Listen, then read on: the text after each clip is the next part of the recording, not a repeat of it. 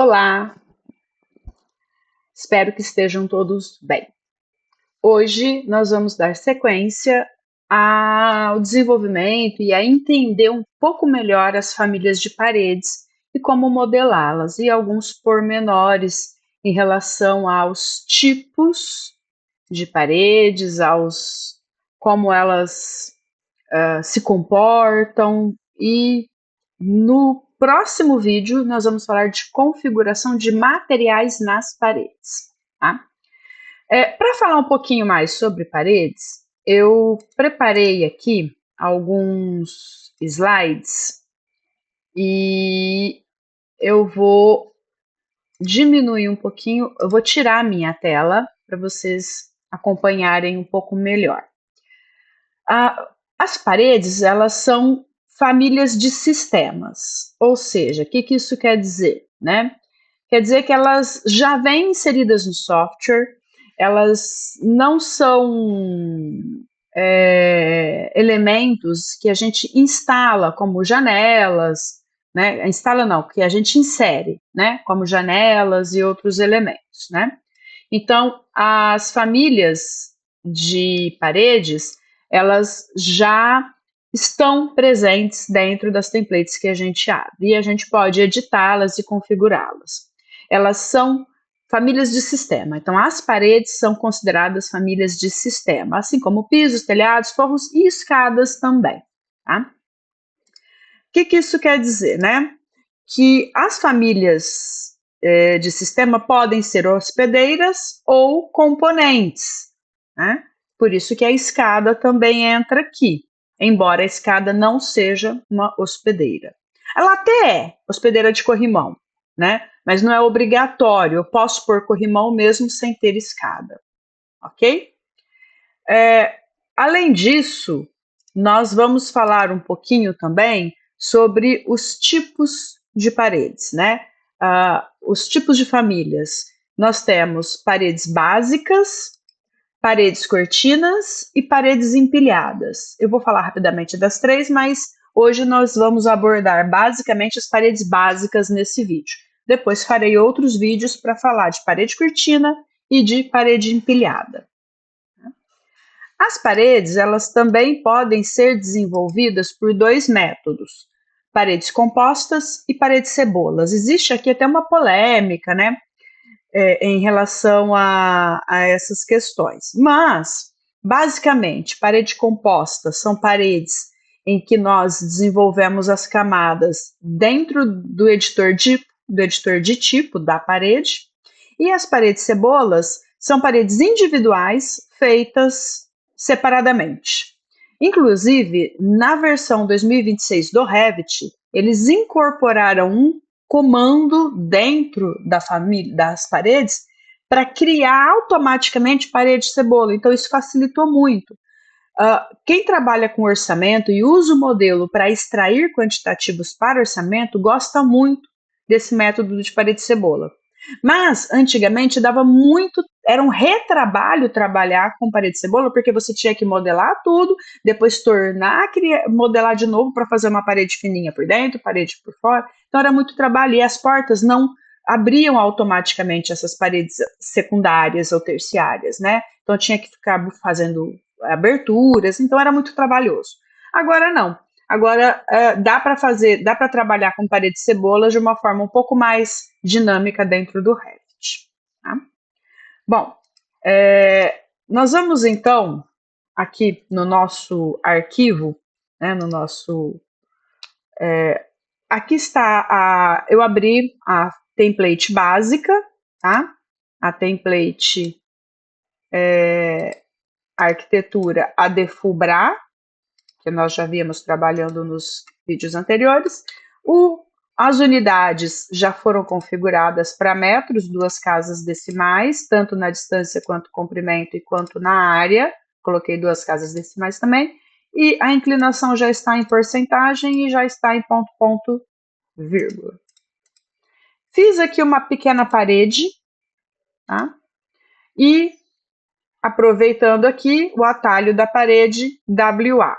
Tá? Quando a gente chama a parede, abre aqui o editor tipo e nós já temos algumas paredes já configuradas nessa template, assim como algumas paredes cortinas e uma parede empilhada. Basicamente, as paredes básicas, nós temos aqui algumas genéricas, né? Temos essa parede básica que eu já tinha criado, e temos também algumas um pouco mais simples. Vou fazer uma outra aqui com esse genérico 90 tijolo. Percebam que algumas têm achuras, outras não, e isso também está estritamente relacionado com o nível de visualização, né? Nós estamos trabalhando aqui com um nível de visualização baixo, né? Se eu aumentar o nível de visualização, ele vai aumentando também o nível de visualização dessas achuras. Estamos na linha oculta, se colocarmos sombreado, essas paredes vão ficar com a cor dos materiais. Essa aqui não tem material embutido nela. Vou falar melhor sobre isso num próximo vídeo. Tá? Vamos olhar o 3D dessas paredes. Então, nós temos aqui as 3 paredes criadas. De novo, sobre níveis, elas foram criadas no nível 1, e se eu entrar nas elevações, elas foram desenvolvidas com uma medida aleatória, não conectadas ao nível 2. Eu posso selecionar todas, ou botão direito, selecionar todas as instâncias visíveis na vista ou em todo o projeto. Não vai funcionar porque são 3 paredes diferentes, então mesmo que eu faça isso, ele só vai pegar as de mesmo nome, né? Então essa aqui não. Eu posso fazer seleções window da esquerda para a direita, então ele vai selecionar tudo que engloba, ou crossing, né? Da direita para a esquerda, pressionando o botão do mouse, e ele vai selecionar aquilo que ele engloba. Aproveitando a deixa, vou falar dos filtros. Quando a gente faz uma seleção com mais de um componente, isso é muito importante vocês entenderem que se usa muito no Revit são os filtros, né? Então, quando eu faço uma seleção que envolve vários tipos de objetos, eu posso vir nos filtros e escolher qual objeto que eu quero. Nesse caso, eu não quero os níveis. Então, eu desabilito os níveis e pronto, seleciono somente as paredes. E agora eu vou vir aqui conectá-las ao nível 2. O que eu ganho com isso? Toda vez que eu alterar o nível 2, essas paredes vão ser alteradas também. Tá? É sempre bom tentar trabalhar o máximo possível com essas parametrizações. Né? Então, a gente sempre vai ter essas paredes parametrizadas, ok?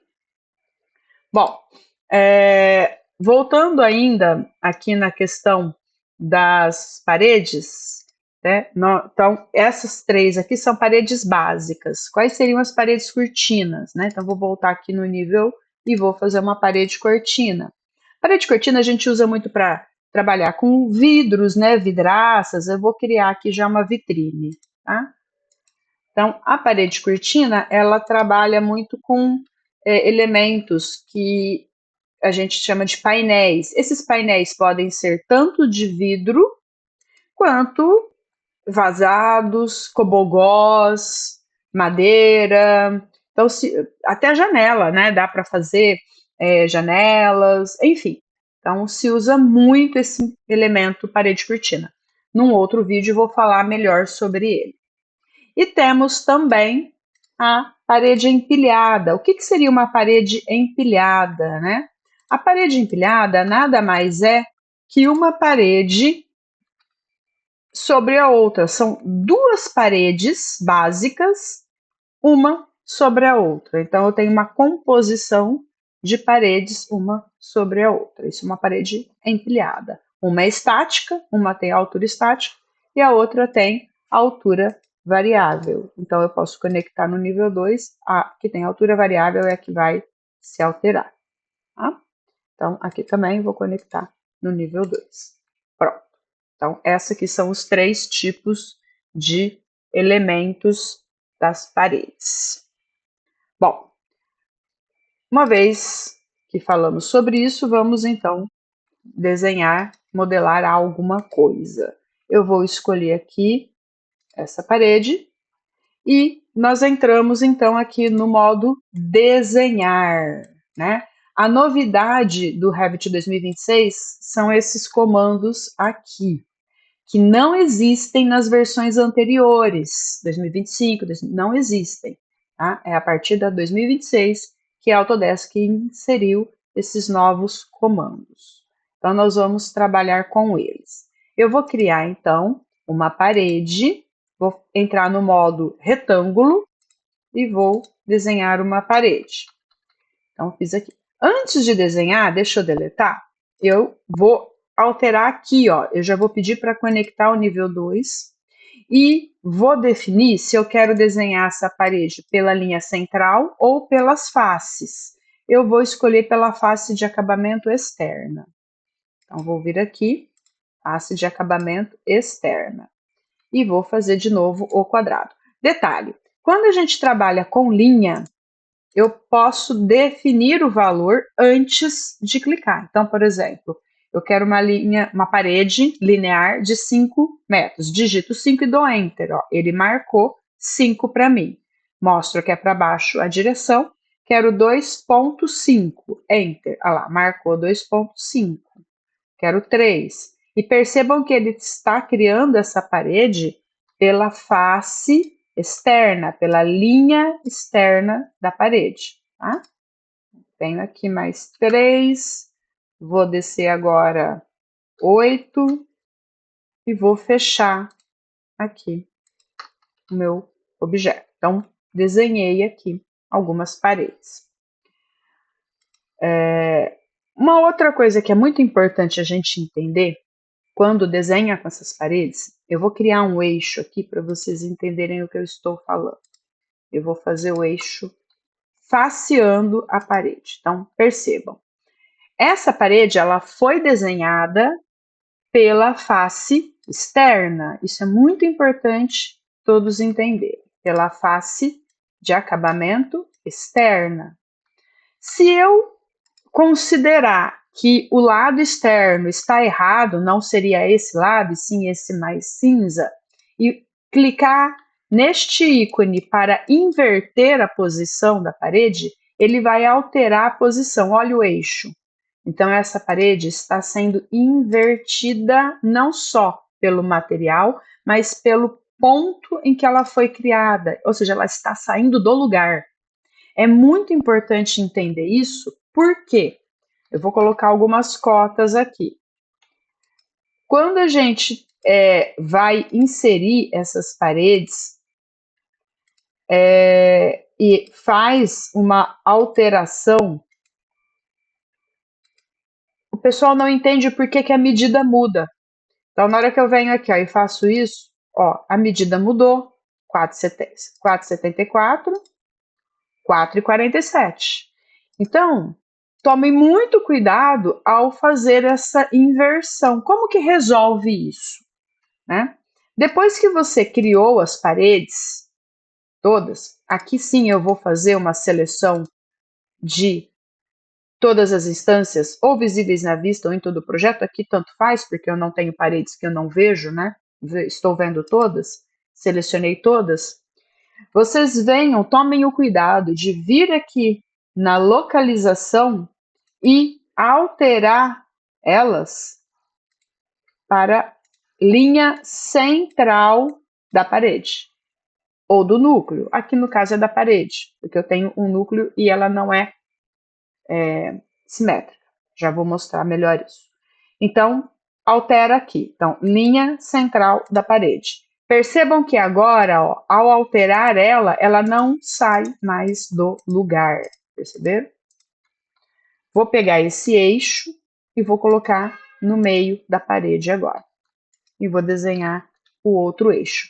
Qual é o comando que eu cliquei agora sem ter que ir lá chamar o comando eixo? Ó? Eu não precisei vir aqui e clicar em eixo. Né? É o comando CS, ou criar similar. Tá?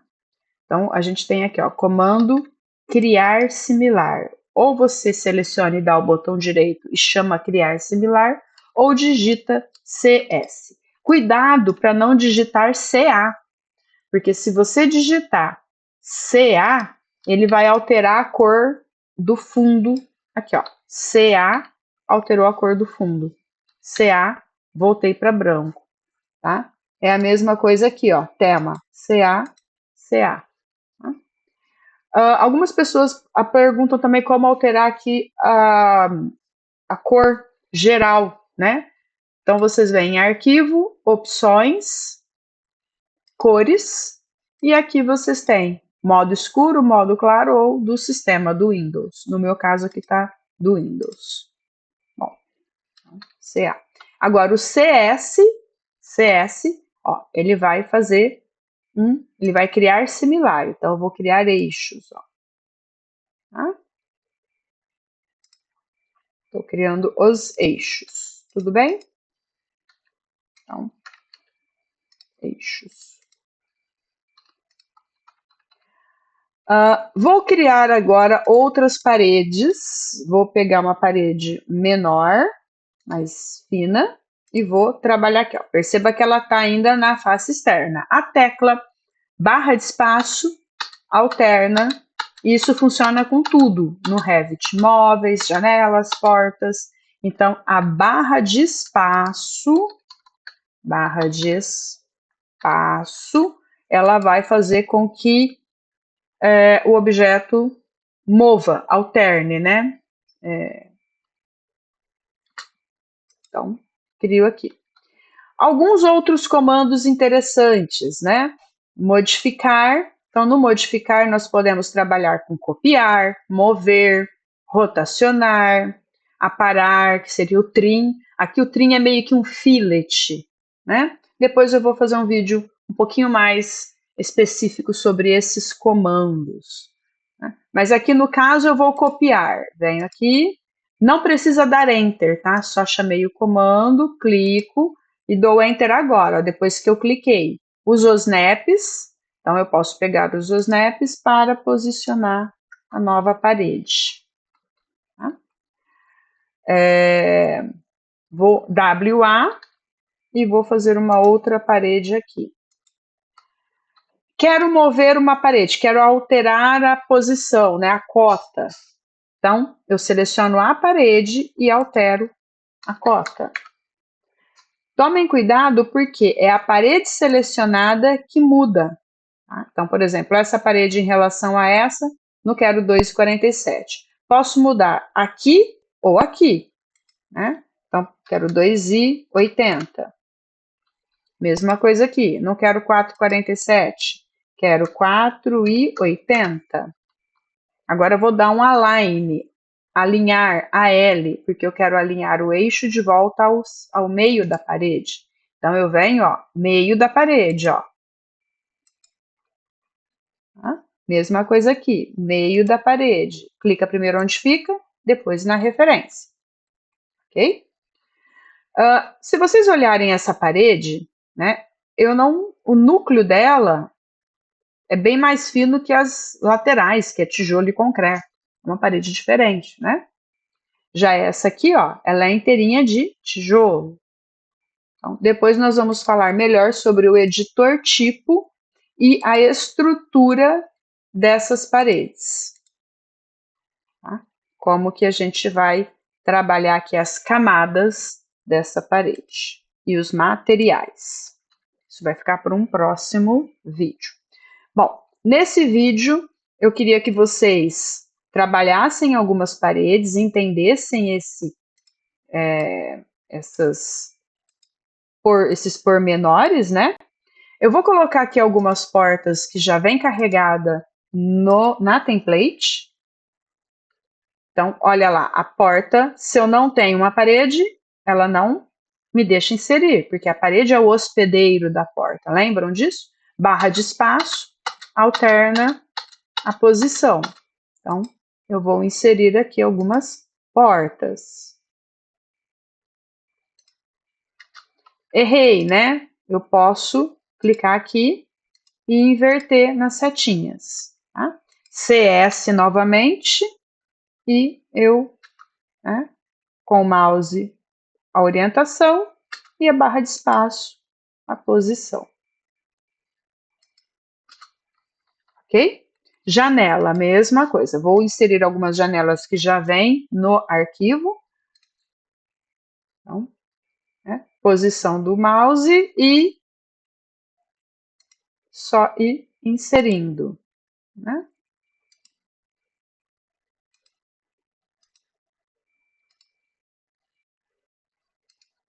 Vou olhar aqui o 3D, janelas estão inseridas.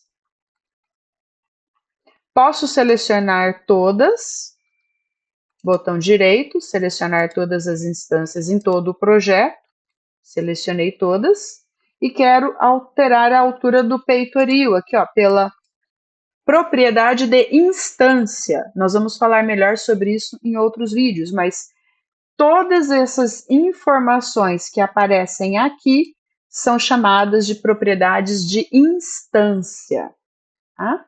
E quero todas com 1,10 m de peitoril. Eu tinha já criado uma tabela para esse arquivo, então tenho aqui uma tabela de paredes, e à medida que eu fui inserindo as paredes, elas foram já sendo atualizadas aqui na tabela, né? Família, tipo, esses dois campos ainda estão sem nada, eu vou inserir as informações, a altura desconectada, que seria a altura entre os níveis, largura, comprimento, área, né? Largura seria a espessura da parede e o comprimento dessas paredes e a área dessas paredes, né? Então, eu tenho aqui as paredes e como eu sei qual é qual, né? Então eu posso vir aqui na minha planta e dar nome nessas paredes. Então quando eu clico na parede, o campo marca, ele já vai estar disponível aqui, ó. Ele é uma propriedade de instância. E a marca é para dar nome em cada parede. Então essa seria a 1, essa aqui seria a 2, essa aqui a 3, essa A4. E se eu criar uma parede e já dar o número, automaticamente, ao criar as próximas, o Revit completa. Tá? 7, 8. E eu vou olhar a tabela novamente, ó, foram preenchidas. Essas 3 faltou, eu posso preencher aqui. Então, essa aqui, a genérica, vai ser... É, é recomendável não repetir, tá? Por isso que a gente não usa só número, usa sempre uma letra junto. P, parede de alvenaria, PD. Criem um código, criem um sistema de nomenclatura. E isso sempre está atrelado ao BIM Mandate. Então é sempre bom entender um pouquinho mais sobre o que é um BIM Mandate, um BIM protocolo, um caderno de orientações BIM, para trabalhar como nós vamos dar esse sistema de nomenclatura para os objetos, para os elementos, para as marcas, enfim. Tá? Então, aqui eu vou pôr P1, P2 e P3. Se eu clicar agora na parede, nessas pequenininhas, ó, ela foi preenchida aqui. Por isso que nós falamos que tudo é paramétrico. Se eu preencher a tabela, eu realmente estou preenchendo o objeto, o elemento em si. E posso agora ir trabalhando com tags, mas isso vai ficar para uma próxima aula, trabalhar as tags para mostrar quais são as paredes número 1, número 2, número 3, e assim criar uma tabela. Então, no próximo vídeo, nós vamos trabalhar uma folha, uma tabela e essas tags para dar nomes nessas paredes. Espero que tenham gostado. Fiquem aí para praticar. Muito obrigada pela atenção.